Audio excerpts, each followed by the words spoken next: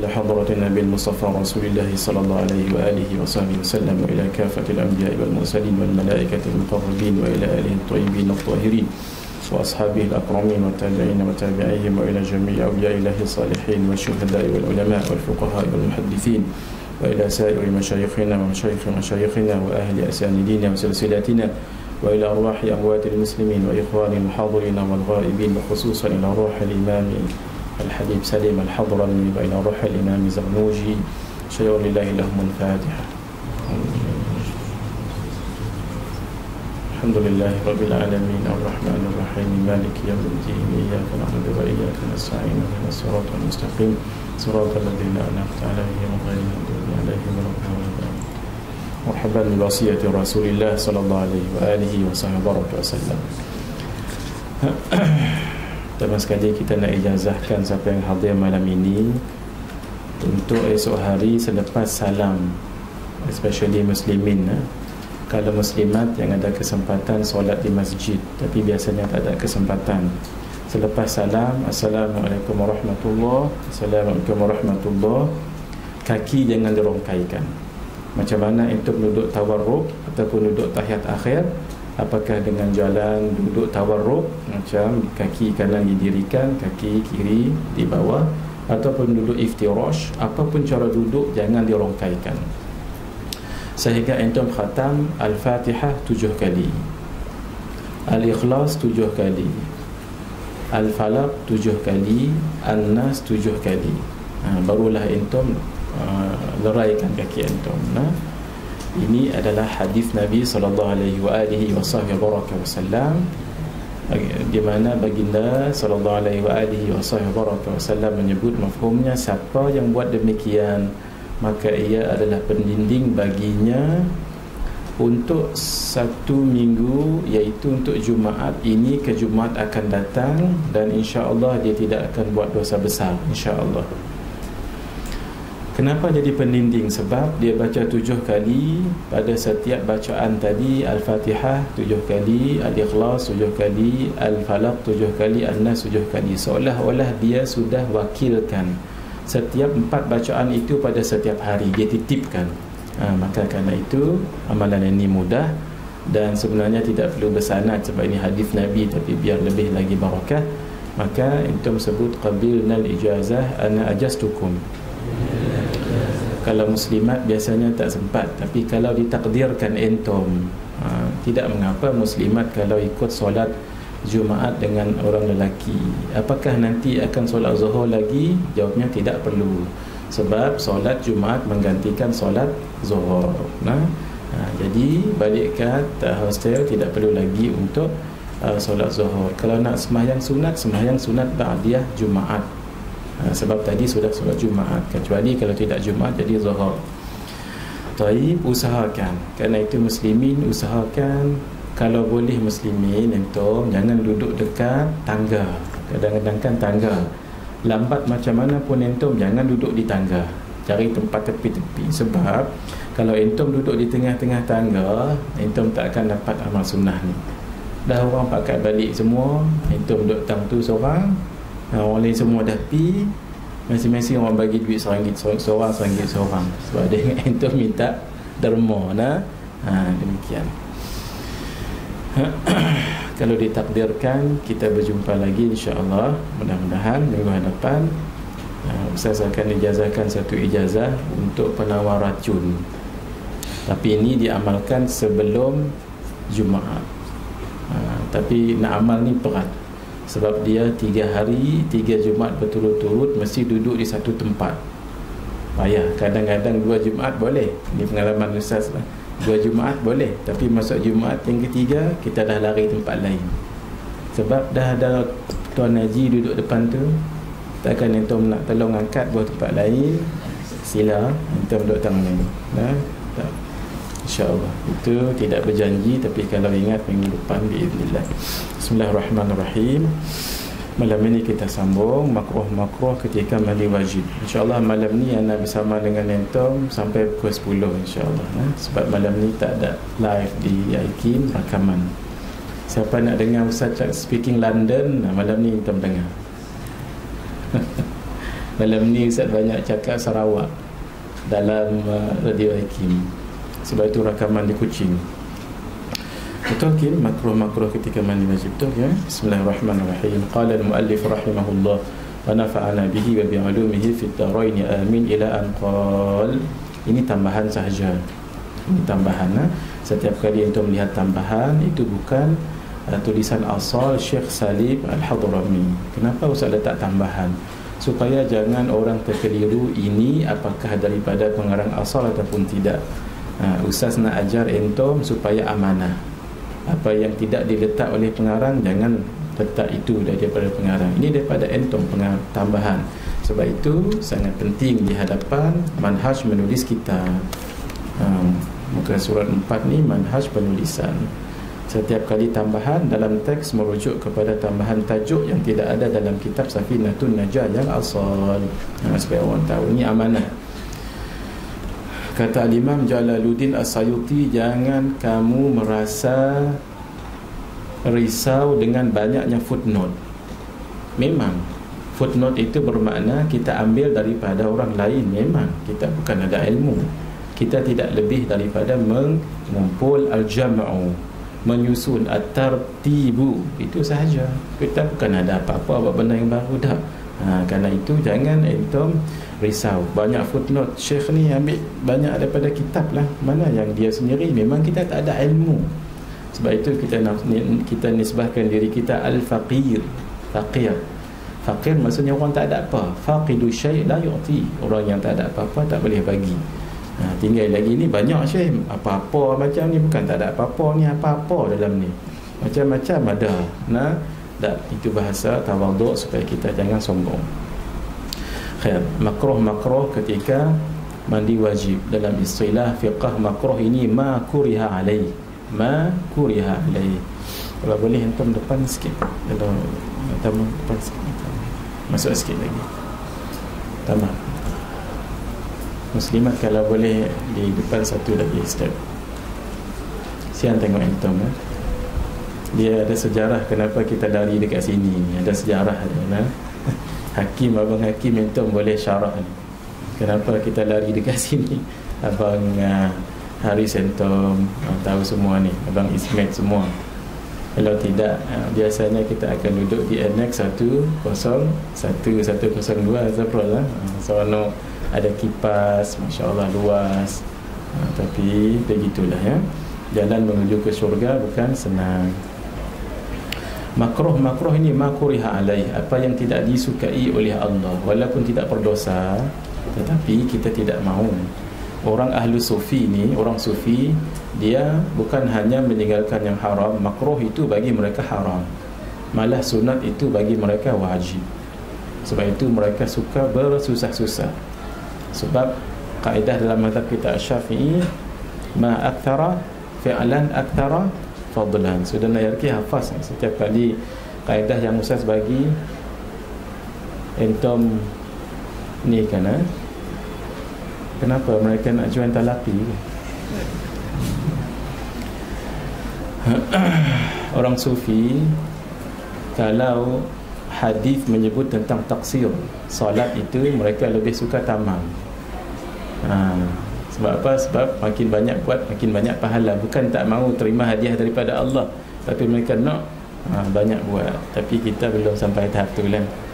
Kalau boleh dijamak semua 5 solat, kita pun nak buat juga 5 jamak 5 solat. Itu lemahnya himmah kita dalam beragama.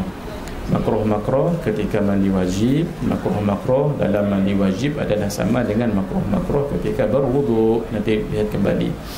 Mandi sunat itu tambahan. Berkata Al-Imam Abu Syuja' Al-Asfahani, mandi sunat ada 17 jenis. Fadhal Hakim.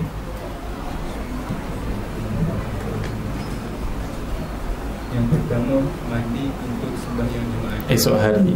Esok hari mandi untuk solat Jumaat. Dia mesti bila mandi tu terus solat Jumaat. Tapi kalau mandi nak solat Jumaat tapi nak pergi kelas UI dulu, tak jadi. Dia mesti mandi terus pergi solat Jumaat, baru jadi mandi solat Jumaat. Kedua, mandi untuk sembahyang 2 hari raya yakni Aidil Fitri dan Aidil Adha. Kaedah yang Ustaz bagi minggu lepas, setiap perkara yang harus dan perkara yang haram, dia mesti ada niat baru jadi ibadat. Kalau tidak, dia tak jadi ibadat. Contoh mandi itu harus, tapi niat nak solat Jumaat jadi ibadat. Niat nak hilangkan bau badan supaya kita dianggap bersih, sebab asyatru minal an-nadhafatu syatrul iman. Kebersihan itu sebahagian daripada iman. Maka kita berpegang pada hadis ni, kita buat niat dapat pahala. Sama juga menulis. Menulis itu walaupun menulis subjek ataupun chemistry ataupun political science, menulis itu harus, tapi niat, ya Allah, supaya aku jadi ahli politik Islam yang bagus, supaya aku jadi ahli chemistry yang bagus. Nah, ketiga, mandi untuk sembahyang minta hujan, yang ini istisqa. Tengok yang pelajar ba, kalau ada istaf'ala, dia mesti maksudnya memohon untuk. Istaghfara, ghafara ampun, istaghfara mohon ampun. Kalau istaf'ala, dia mesti minta tolong. Istisqa, istasqa, memohon hujan. Ingat itu. Yang keempat, mandi untuk sembahyang gerhana bulan, khusuful qamar. Yang kelima, mandi untuk sembahyang gerhana matahari, khusufus syams. Hadis menyebut tidak berlaku kiamat melainkan ada 3 tanda ni berkumpul. Pertama, pada bulan Ramadan. Yang kedua, hari Jumaat. Yang ketiga, berlaku 2 gerhana. Kalau 3 ni berkumpul, bermakna kiamat sangat-sangat hampir. Yang keenam, mandi setelah memandikan mayat. Nak hilang badi mayat kah? Itu orang tua sebenarnya bukan di situ. Tapi untuk apa? Untuk kita seolah-olah kita kembali semula masuk hidup setelah tadi kita mandi itu. Maka mayat itu bukannya najis, tetapi mayat itu nanti akan kembali kepada Allah. Biar kita pula kembali kepada dunia dan kita mengambil i'tibar. Yang ketujuh, mandi orang kafir apabila masuk Islam. Sunat. Apa dia sunat? Ma yuthabu fa'iluhu wa la yu'aqibu tarikuhu. Sesuatu yang dibuat dapat pahala, tinggal tidak berdosa. Mandi ke-8, mandi orang gila setelah sembuh. Ni gila betul-betul, bukan gila main-main. Kan entom sebut gila hang. Ustaz tak pandai sebut kataan gila, tapi main kat Semenanjung ni jadi lapar gila. Siapa yang gila? Lapar gila. Yang ke-9, mandi orang pengsan setelah pulih atau sembuh. Alhamdulillah, sebab pengsan itu seperti mati. Jadi dia bangkit semula, syukur ya Allah bagi akan kehidupan. Yang ke-10, mandi ketika hendak berihram haji dan umrah. Kenapa dia sebut ihram? Sebab bila pakai pakaian ihram, maka dia akan mengharamkan sesuatu yang halal sebelumnya. Maka pakai saja pakaian ihram, maka kita kena menjaga 13 ataupun 14 pantang larang ihram.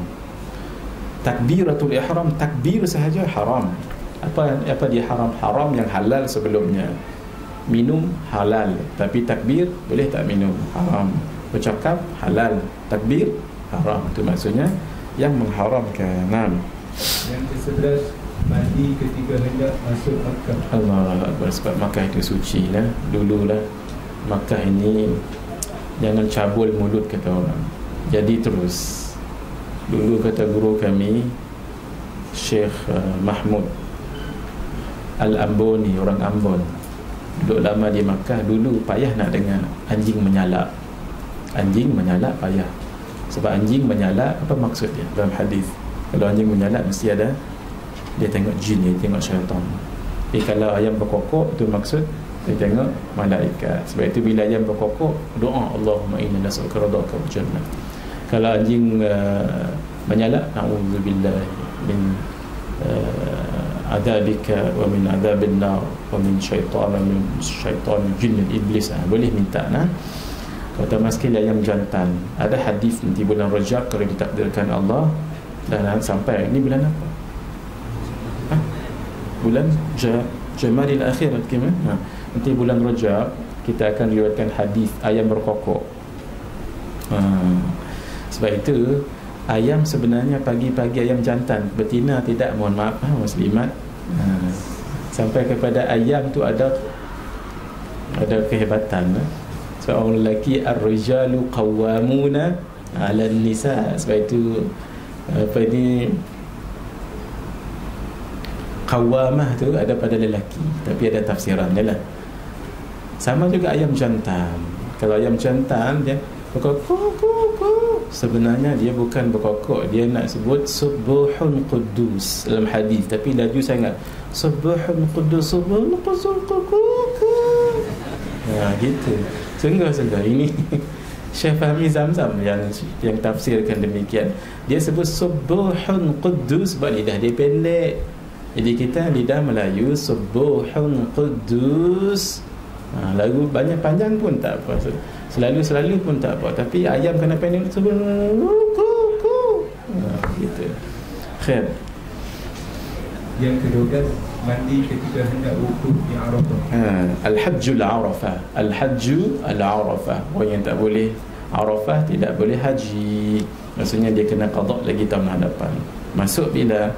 Dia masuk selepas daripada Zuhur pukul 12, mesti terus pada seketika dia nak keluar terus pergi Muzdalifah boleh, tapi paling bagus biar dia berada di situ selepas tenggelam matahari maghrib, boleh dia berjalan.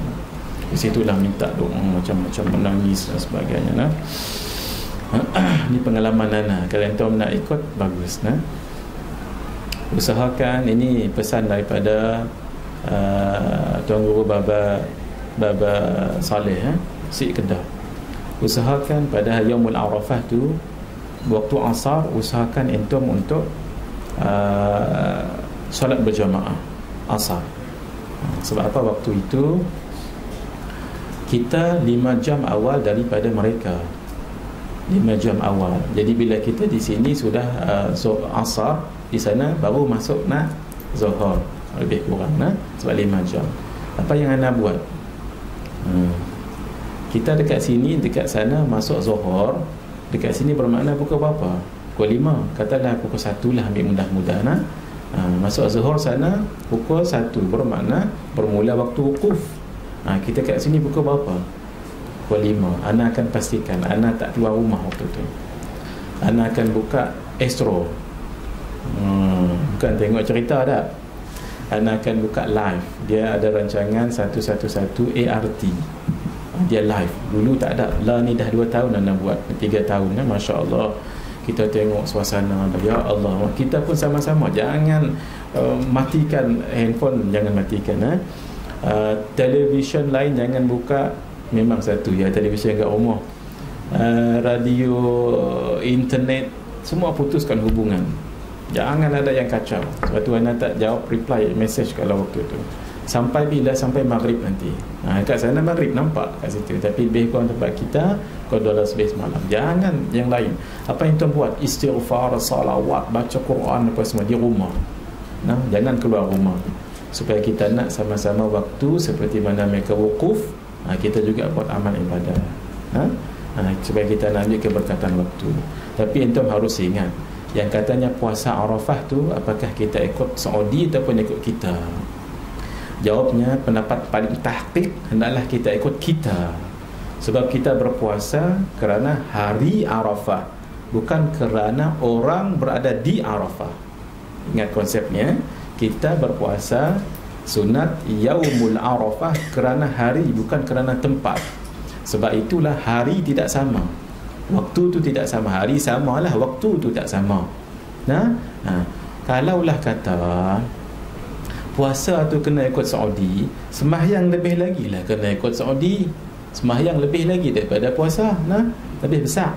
Awak kita tak ikut sembahyang sana, sebab inna salata kanat 'alal mu'minina kitaban mawquta, ada waktu yang tertentu. Oleh kerana kita ada perbezaan dari segi matahari, dari segi peredaran matahari, tak sama. Sama juga. Kerana itu kita di dalam Islam, kitab-kitab fiqh kata puasa sunat itu ialah puasa saumu yaumil Arafah, puasa hari Arafah, bukan puasa tempat Arafah. dan bukan puasa kerana orang wukuf di Arafah. Kalau ditakdirkan di Arafah tu banjir, kalau ditakdirkan lah, tak ada orang wukuf, apakah kita sunat berpuasa Arafah? Naam, sebab kita berpuasa bukan kerana orang wukuf, tapi kita berpuasa kerana hari Arafah. Itu pendapat paling tahqiq. Sebab itu nanti jangan keliru lagi, ana ni sebab ana nak ikut Saudi ke tak ni sebab orang wukuf di Arafah.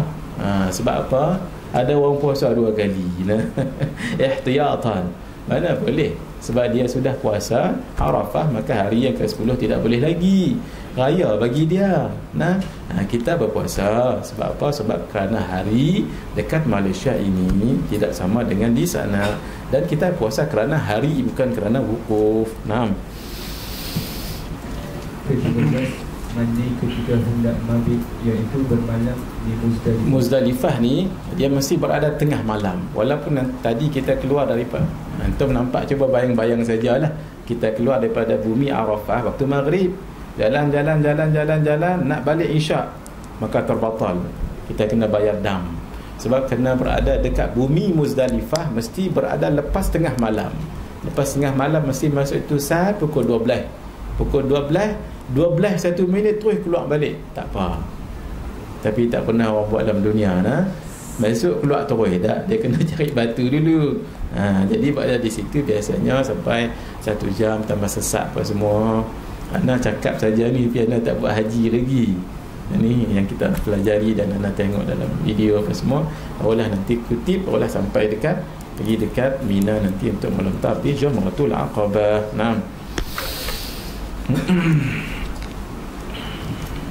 Ke-14, mandi ketika hendak melempar jumrah yang ketiga.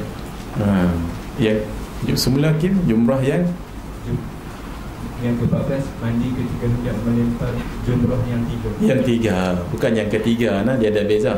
Yang tiga ni Jamratul Aqabah Al-Wusta dengan Jamratul Aqabah, Jamratul Wusta, Jamratul Kubra. Di situ kita melempar 3 dengan 7 kali biji batu. Yang ke-15, mandi ketika hendak tawaf. Ke-16, mandi ketika hendak sa'i.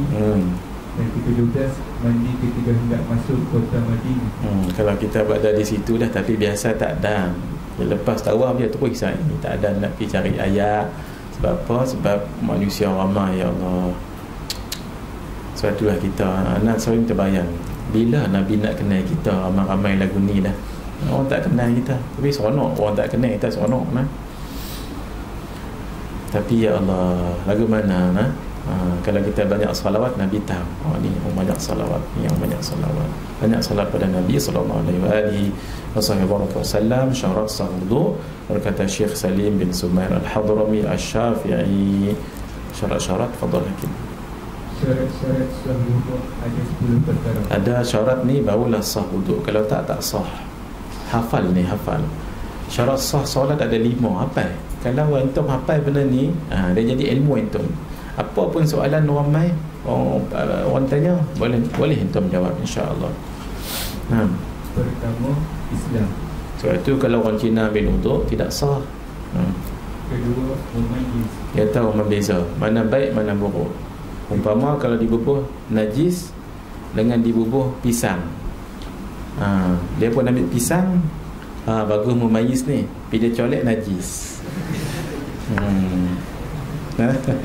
Tahu antum ingat tak cerita cerita ni? Jangan cerita. Cerita orang memayyiz, ingat tak? Tak ingat? Syekh Husni Ginting, ingat tak Rizal? Siapa nak tahu cerita ni tanya dengan Haris. Kita nak dengar ke tak ni? Ke dah tahu dah? Dah tahu dah? Siapa yang tak pernah dengar? Tapi cerita ni pelik sikit, mohon maaf ni. Khair. Tak apa, kita cerita boleh, Hakim? Hakim kata boleh, nak cerita nak. Kalau Hakim tak angguk tu, dia tak cerita. Tak payah cerita.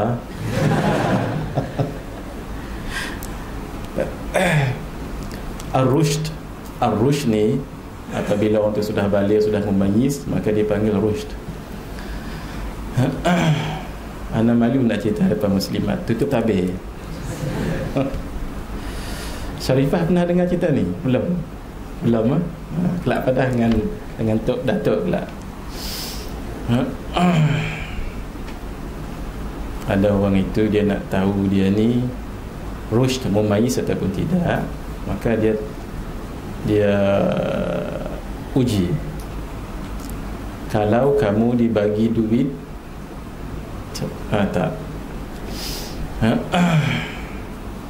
dia minta duit dengan penjaga dia sebab dia belum lagi rushd, belum lagi mampu berfikir dengan baik. Maka ditanya, kenapa kamu nak duit ini? Kalau dia katakan, saya nak guna duit ini untuk keperluan sekian, untuk belajar sekian, itu mumayyiz, itu rushd. Tapi kalau dia katakan, aku nak beli lastik, tahu lastik? Lastik, dia belum rushd lagi sebab dia masih lagi kanak-kanak. Kan kanak-kanak suka melastik orang. Belum lagi. Tingkatan darjah 6, pakcik saya nak duit. Untuk apa? Untuk beli lastik. Belum lagi. Tingkatan 1 minta duit. Awak nak beli lastik. Belum juga. Nak cerita kata tingkatan 3, pakcik tolong bagi duit sebab ayah dan ibu dia meninggal. Duit dia perlu guna. Tapi selagi dia tidak rushd, tak boleh penjaga bagi dengan dia. Pakcik izinkan saya memiliki sejumlah wang. Perkataan tu dah bunyi rushd. Masya Allah. Apa tujuanmu? Adapun tujuanku, dia pakai bahasa kita jari lama, adalah untuk membeli lastik. Belum. Tingkatan 5 sama juga. Astaghfirullahaladzim, astaghfirullahaladzim. Ya Allah. Tingkatan 5, pakcik, silakan sahaja pakcik bagi duit pada saya sebab insya-Allah khair. Saya tahu cara menggunakannya. Untuk apa? Saya nak. Pakcik dia dah nervous. Saya nak kahwin. Yes, saya nak kahwin. Masya Allah, itu tanda dia sudah nak rushd. Sebab mana orang sebarang boleh kahwin, betul tak? Pakcik dia nak uji. Ni nanti padam cerita ni nanti padam ni, siapa yang rakam ni. Tapi mohon maaf, 18 ke atas kini tutup pintu. Nanti kalau kamu kahwin, mohon maaf sangat-sangat cerita ni, ini cerita daripada guru anak cerita juga untuk menjelas apa maksud rushd. Apa kamu buat nanti dengan isteri kamu malam pertama, mohon maaf maka saya bawa isteri saya dalam bilik. Semakin rushd dia ni. Lepas tu apa kamu buat? Aku akan tutup bilik. Semakin rushd. Apa kamu buat ketika berdua-duaan? Ya, saya dudukkan dia di atas katil. Hampir-hampir sangat rushd. Lepas tu apa kamu buat? Mohon maaf saya akan baringkan dia. Masya Allah. Ya, raja penjaga dia pun kata Alhamdulillah, Alhamdulillah. Apa kamu buat? Saya mohon maaf buka-buka sedikit. Masya Allah. Masya Allah. Lepas tu saya lastik dia. Pakcik terus juga dia ni. Faham entah? Kalau terlebih faham entah, itu maksudnya rushd. Sebab dia tak boleh juga. Ni cerita Syekh Husni Ginting ni. Mohon maaf, ni tak ada berbau-bau yang pelik-pelik, tak ada. Ni nak contoh itu sebagai rushd. Kalau sudah rushd, bagikan padanya miliknya. Juga suci daripada darah haid dan nifas. Kita sudah bicarakan. Yang keempat, tidak ada sesuatu yang menghadang air untuk sampai ke kulit, seperti cat, seperti sisik ikan yang besar. Adapun yang kecil itu makfu. Adapun kalau cat sikit-sikit itu makfu, tidak mengapa. Dakwat pen. Kalau macam dakwat pen ni ball pen namanya. Kalau tak sini sedikit, sini sedikit, sedikit, insya-Allah khair. sedikit khair, sedikit khair. Tapi kalau nampak ain macam bertumpuk, itu jadi tak boleh, sebab air tak boleh masuk. Yang risau. Marker pen khair, marker pen boleh masukkan air dalam tu. Permanent ataupun whiteboard boleh khair. Kelima, tidak ada sesuatu yang ada pada anggota wuduk yang boleh merubah air. Banyak sini kari ikan macam mana jatuh tak tahu, tumpah tang ni kita la ilaha illallah. Ini rupanya kari ikan rupanya. Dia jatuh tang ni, kita pun basuh muka. Alhamdulillah. Rupanya habis kuning ni. Ataupun habis dengan kari ikan. Itu mengubahkan air. Allah. Keenam, tahu tentang kefarduan wuduk. Setengah kitab tidak sebut ini, tapi kitab ni sebut. Tapi yang penting dia tahu ini adalah fardu. Ketujuh, tidak menganggap suatu fardu dalam fardu wuduk sebagai sunat. Dia kata fardu je, saya tahu. Tapi secara detail dia tidak tahu. Kelapan, menggunakan air yang suci, iaitu air mutlak. Yang kita dah bicarakan dulu ada 7. Ke-9 dan ke-10 sudah masuk waktu sembahyang dan mualat bagi orang yang sentiasa berhadas. Orang yang salisul bol, salisul rih, selalu keluar angin, selalu keluar kentut. Itu hendaklah dia mualat berterus-terusan. Terus fasal yang membatalkan wuduk, berkata Syekh Salim bin Subr al-Hadr bin Asy-Syafi'i, perkara-perkara yang membatalkan wuduk ada 4. Pertama, keluar sesuatu dari 2 jalan, iaitu dari kubul, yakni kemaluan depan, atau dubur, iaitu lubang belakang, sama ada dalam bentuk angin atau selainnya, iaitu termasuk benda selain daripada air mani. Air mani ni sebenarnya suci, sebab pernah sekali Nabi solat dan dekat kain ada air mani. Air mani kering, Nabi kopek, buka dan buang. Bermakna itu boleh. Tapi air mani batal, air kencing batal. Sebab itu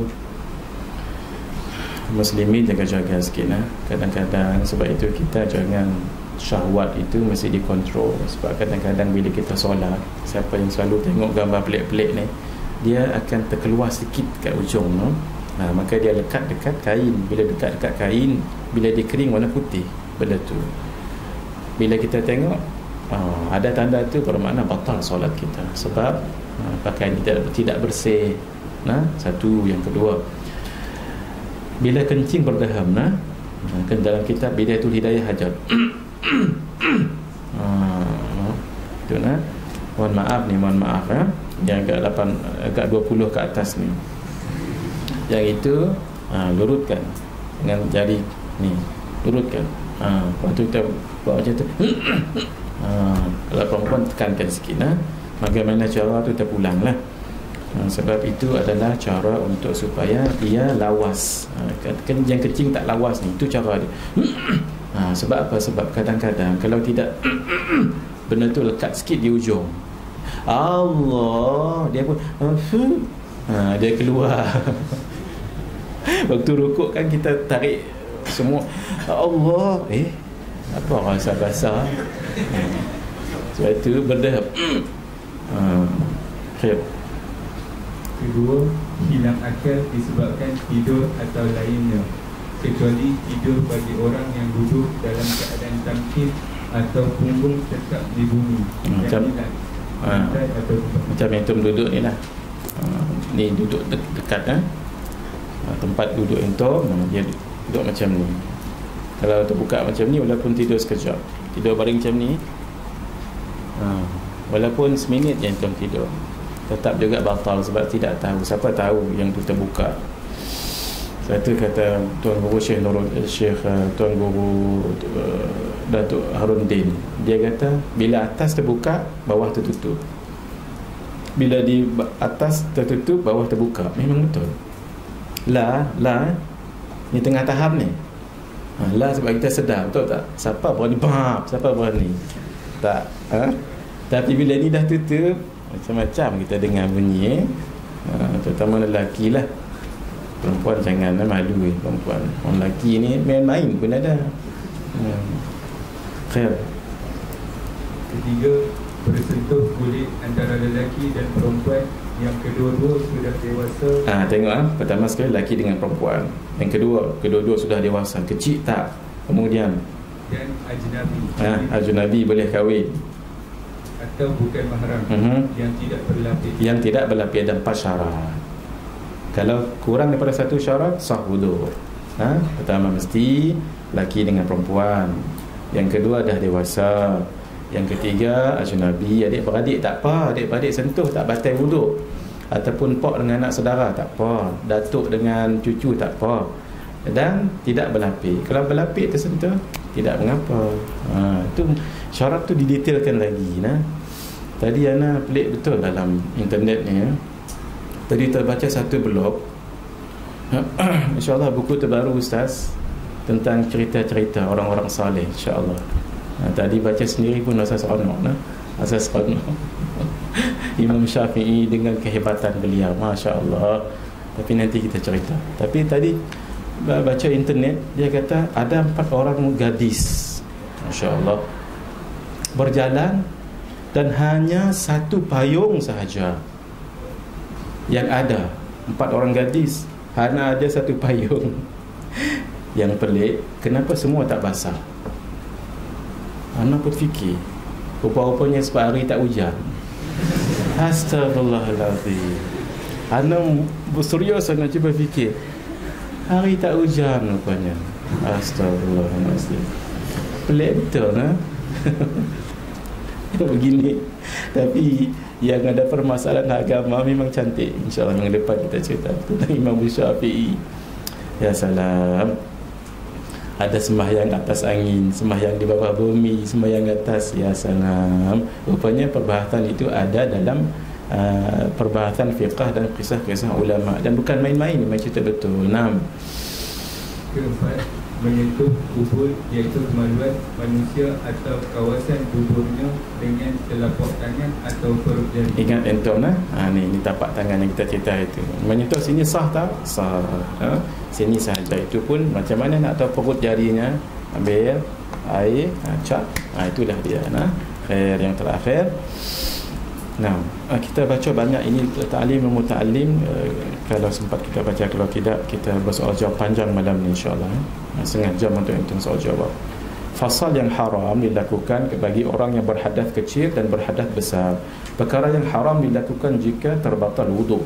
Berkata Syekh Salim bin Sumar Al-Hadrami Asy-Syafi'i, sesiapa yang telah batal wuduknya diharamkan ke atasnya melakukan 4 perkara. Pertama, sembahyang, sama ada sembahyang fardu ataupun sembahyang sunat, kecuali boleh sembahyang menghormati waktu. Itu mengikut sebahagian ulama boleh. Sebab apa? Sebab daripada waktu itu berjalan, maka kita sembahyang walaupun tidak berwuduk boleh. Kedua, tawaf. Tawaf mesti berwuduk. Sa'i tak apa. Sa'i pun lagi laju kita berjalan. Masya Allah. Ketiga, memegang mushaf Al-Quran. Megang mushaf Al-Quran walaupun berlapis. Tengok entum, pegang walaupun di sini berlapis apa? Berlapis plastik, tetap juga tidak boleh. Keempat, membawa mushaf Al-Quran. Ini khilaf ulama, tapi kebanyakan kata hatta kalau letak dalam plastik, letak dalam plastik, kita pegang plastik tetap juga tidak boleh, sebab namanya membawa. Kalau dalam beg tetap juga membawa beg belakang tetap juga membawa. Itu satu pendapat. Tapi oleh kerana ada pendapat kata tidak mengapa, kalau entum dalam keadaan terpaksa juga tidak mengapalah, guna pendapat itu. Khair. Sebab itu sentiasa wuduk. InsyaAllah Hana daripada tingkatan 1, daripada darjah 4 lagi sampai sekarang, antara amalan Hana berwuduk, InsyaAllah. Kalau Ana tak berwuduk, itu antara yang Ana risau sekali. Kalau Ana driving tak berwuduk, risau Ana. InsyaAllah. Sebab itu kita anytime kita boleh pegang Al-Quran. Dan malaikat suka pada orang yang berwuduk. Kalau dah berwuduk selalu, tak batal, tajdid lagi, tak apa. Tajdid wuduk. Bagus. Perkara yang haram dilakukan dalam keadaan junub. Berkata Syekh Salim bin Sumar Al-Hadrami Asy-Syafi'i rahimahullah ta'ala, diharamkan ke atas orang yang berjunub 6 perkara. Paling bagus kita baca teks, tapi tidak mengapa sebab itu nanti akan dapat ini dan nanti itu boleh baca sendiri. 6 perkara tak boleh orang janabah, junub. Apa maksud junub? Jamad, janbun, jauh daripada sesuatu yang boleh mengesahkan pahala, mengesahkan ibadah kita. Satu, pertama sembahyang. Kalau guru kami tak mau dia terjemah sembahyang, dia kata solat juga, sebab solat itu adalah kalimah dan istilah yang memang sudah punyai ta'rif yang jami' mani'. Jami' komprehensif, mani' tarif lain tak boleh masuk. Sebab itu disebut aqwalun wa af'alun muftatahatun bitakbir wa mukhtatamatun bitaslim bisyuruti al-makhsusah. Itu maksudnya solat. Tapi tidak mengapa asalkan kita faham itu solat sembahyang ya. Nah, kedua, tawaf. Ketiga, menyentuh mushaf Al-Quran. Keempat, membawa mushaf Al-Quran. Kecuali terbakar ataupun jatuh boleh. Kelima, berhenti di dalam masjid. Kalau dia tidak berhenti tak apa, lalu saja boleh. Ini permasalahan yang akhir dulu. Keenam, membaca Al-Quran. Baik, ini permasalahan muslimat yang haid boleh tak duduk mendengar ceramah dalam masjid? Kalau ikut kitab ni boleh tak? Al-mukuth fil masjid, duduk berhenti dalam masjid, boleh tak? Tidak boleh. Malah yang bolehnya apa? Yang haid itu berjalan sahaja. Ilahnya apa? Ilahnya takut darah jatuh ke lantai.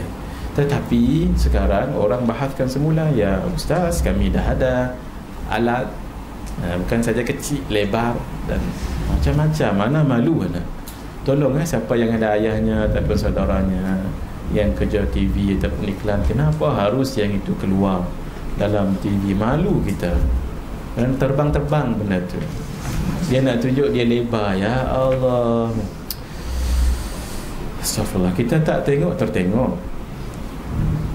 Tak ada rasa ihsas, dipanggil ihsas, rasa sensitif. Sepatutnya jangan. Kenapa benda itu harus? Hairan anda, kenapa orang sekarang sudah jauh daripada ihsas begitu? Sepatutnya malulah kita total. Ada seorang sahabiah yang anda lupa dahulu kan. Dia ni selalu, sahabiah ni selalu jadi spokeswoman pada muslimat-muslimat. Namanya Asma binti Ziyad. Asma binti Ziyad. Yang anda sebut dulu anda lupa tu, namanya Asma binti Ziyad. Asma binti Yazid. Asma binti Yazid. Jadi dia tanya Nabi sekali. Dia selalu jadi wakil muslimat, tanya, ya Rasulullah, kalau perempuan yang istihadah macam mana sembahyang? Nabi kata, khudhil miska wal qutna, ambil koton, kain dan wangi. Macam mana? Dia tanya balik dengan Nabi. Nabi kata, khudhil qutna wal miska, ambil kain dan ambil wangi. Macam mana? 3 kali dia tanya. Sayyidatuna Aisyah tarik tangan. Awak ke hang tanya soalan ni dengan Nabi? Kan Nabi seorang yang pemalu. Jadi lagu tu. Jadi muslimat nak tanya dengan kami muslimin, pandai-pandai lah. Jangan terlalu detail sangat. Kami pun malu juga. Bukan tak boleh nak jawab, malu. Anak sebenarnya dia tak tahu jawapan. Bukan malu nak jawab. Khair. Perkara yang tidak boleh dilakukan oleh orang yang dalam haid. Ini panjang sikit kita baca supaya antum tak boleh khatam ke ni. Allahumma salli ala sayyidina Muhammad. Khair. Berkata Syekh Salim bin Sumar Al-Hadrami Asy-Syafi'i, haram kepada orang yang keluar darah haid 10 perkara. Pertama, sembahyang. Kedua, tawaf. Ketiga, menyentuh mushaf Al-Quran. Kenapa disebut mushaf? Sebab berasal daripada suhuf. Ni suhuf ni. Suhuf. Antum ada lagi simpan risalah bid'ah dah. Antum infakkan sikit duit RM2 photostat, kemudian bawa ke kampung bagi, ataupun singgah dekat RNR bagi sini. Siapa tahu dengan membaca ini, masya-Allah. Ini tidak mempromot tidak mempromot, tapi nak bagi tahu. Majalah Q&A yang terbaru tidak mempromot ni. Ustaz menulis tentang hukum dalam Islam bukan hanya Quran dan Sunnah. Tadi zaujah nak call sebab anak tak tengok lagi. Tadi dia sampai kat rumah, abang suka sangat baca ni, dia kata jelas, kenapa tidak diletak di hadapan front ni? Dah kan, walaupun Ustaz jadi penasihat, tapi insya-Allah itu bagus dibaca nanti. Siapa yang tak boleh, tak ada duit, photostat bagi ramai-ramai orang baca. Sebab orang sekarang berbicara tentang hukum, apa dalilnya daripada Quran dan Sunnah? Kita katakan al-adillah asyara'iyah itu bukan hanya Quran dan Sunnah, tetapi ijma', demikian qiyas, demikian istishab, demikian istihsan, demikian masalihul mursadah, demikian syariah man qablana, amal ahli Madinah, al-'adah wal 'uruf, saddu dhara'i, ada 10-11. Sebab itu dalam madhab 4 semua ada cara-cara yang tertentu, bukan hanya dengan Quran dan hadis sahaja. Kalau orang kata tak, Syekh nak Quran dan Sunnah sahaja, so dia mengaji lagi, so dia pergi kan majlis ta'lim An-Nur.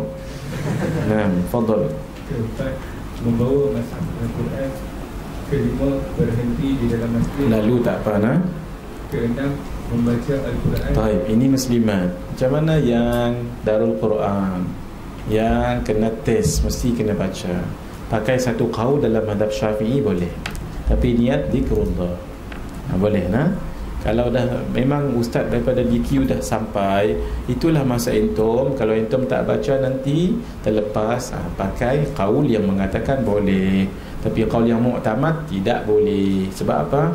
La yamassuhu illa al-mutahharun, tidak yang menyentuhnya ai Al-Quran kecuali orang yang bersih.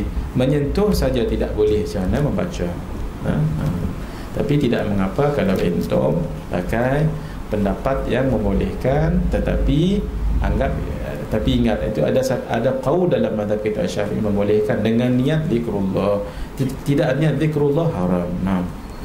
Ketujuh, puasa. Ke-8, tolak. Ke-9, lalu di dalam masjid kerana ditakuti darah haid akan mengotorinya.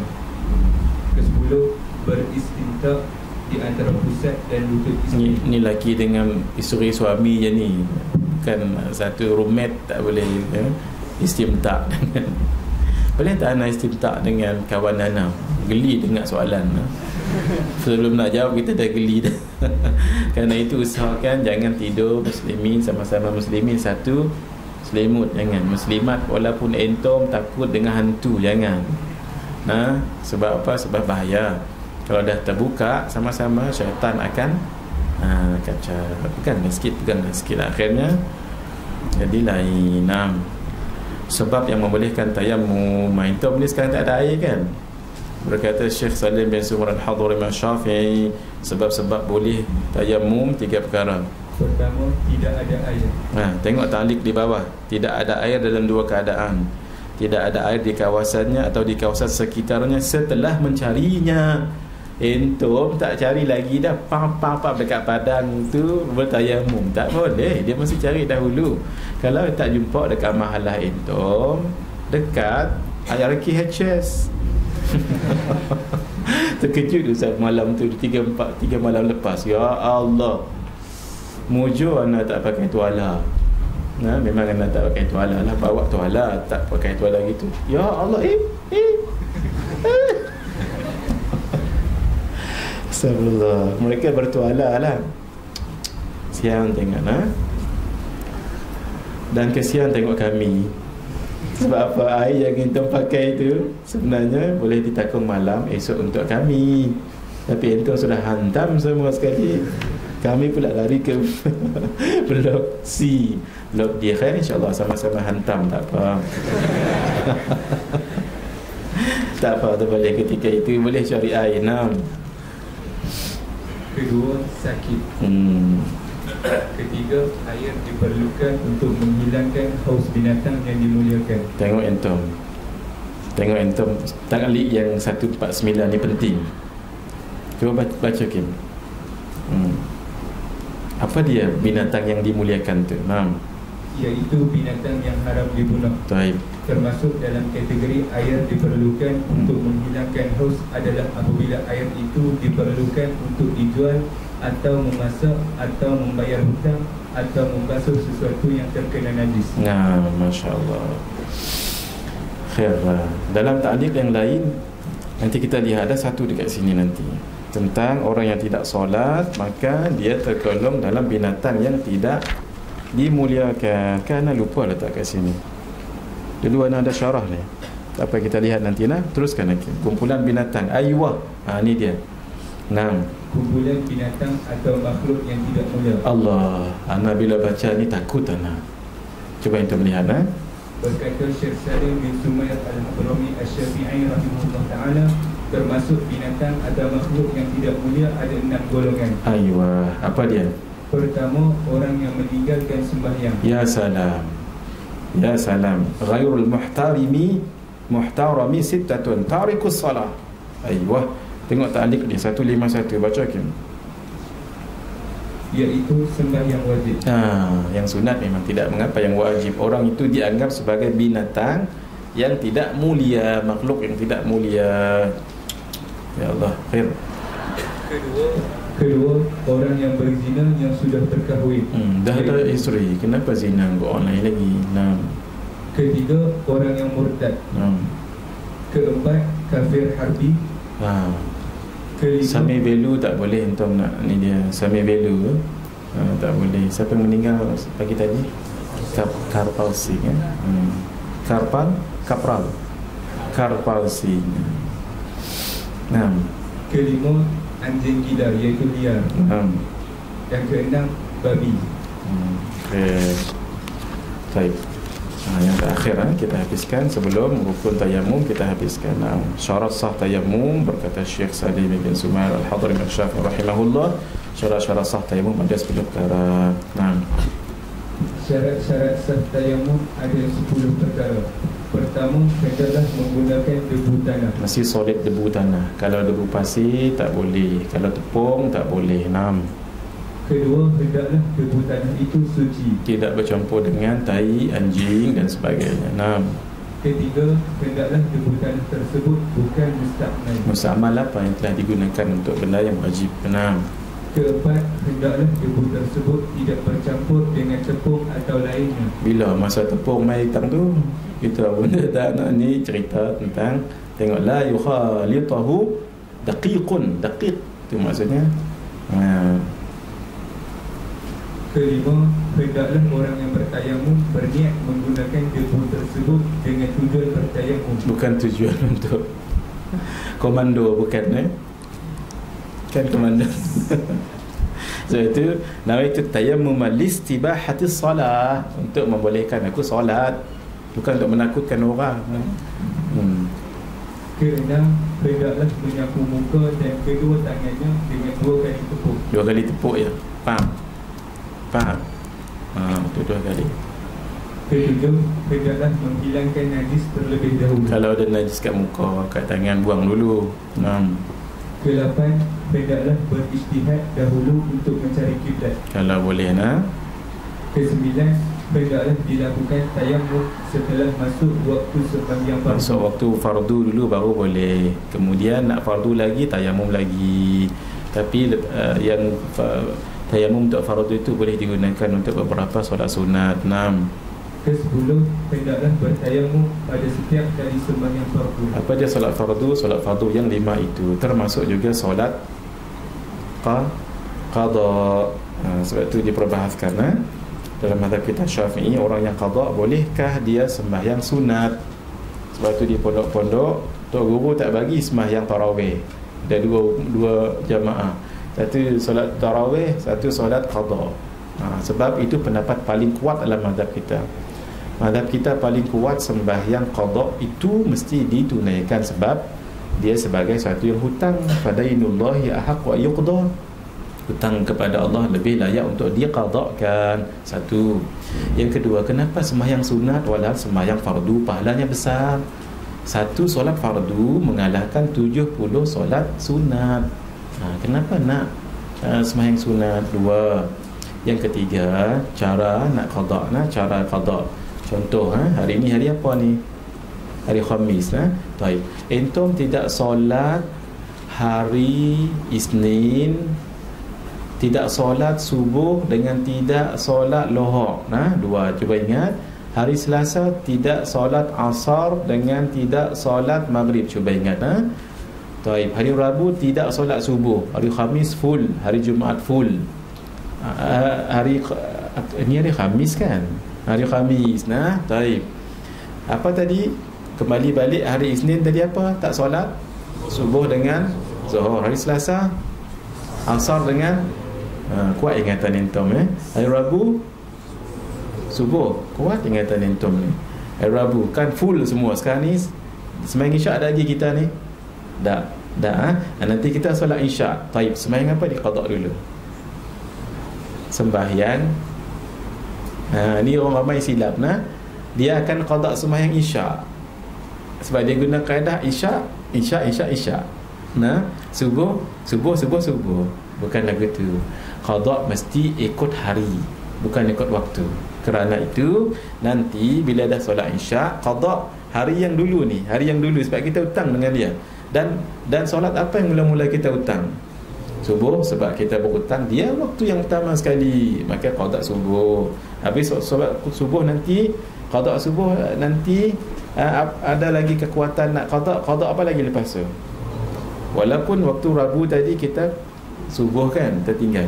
Ingat, tolong pesankan ni dengan mak ayah ataupun orang di kampung, sebab ramai orang tersilap. Bukan bermakna kalau tersilap yang tu tak terqada kan Ustaz? Qada, tetapi kita berhutang.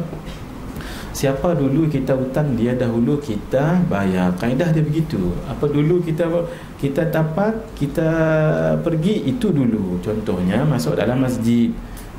Ada tok guru mengajar, apakah kita solat sunat tahiyatul masjid kah, ataupun terus masuk dalam majlis guru. Ada dua pendapat. Sembahyang sunat tahiyatul masjid itu sunat, mendengar majlis ilmu adalah fardu. Maka kalau kita ikut kaedah al-fardu muqaddamun 'ala an-nadbi, itu guna kaedah terus solat, terus pergi tempat pengajian tok guru. Tapi pendapat guru kami Syekh Nuruddin tak. Ada kaedah lain. Di mana dulu kita jumpa? Kita jumpa apa dulu? Jumpa masjid dulu kah jumpa tok guru dulu? Majlis ilmu, jumpa masjid dulu. Tunaikan hak dia, sembahyanglah di belakang tiang ataupun di mana-mana. Jangan depan tok guru sembahyang.